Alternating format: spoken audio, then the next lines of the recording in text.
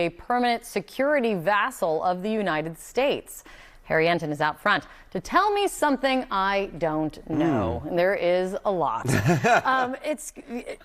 J.D. Vance has, even since before they got in office, very clearly has jumped on board with Donald Trump's isolationist America First kind of agenda when it comes to foreign policy. But do Republican voters agree at this point? Increasingly so. I mean, look, the percentage of Republicans who believe that the U.S. should have an active role in world affairs. I mean, look at this trend line dating back over the last few decades. I mean, this is very clear. It was 74% in 2004, 69%. That's a real shift. It's a real shift. Look at it now. It's just 54%. So it's the bare majority. That is within the margin of error. In fact, if you look at 2023, it was slightly under 50%, kind of vacillates back and forth of the 50% line. But Republicans are increasingly of the view that the U.S. should not, in fact, play an active role in world affairs.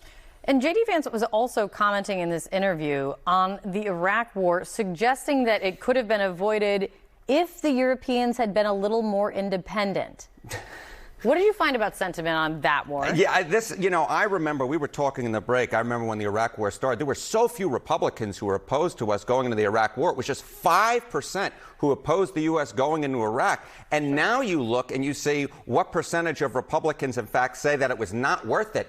It's 53%.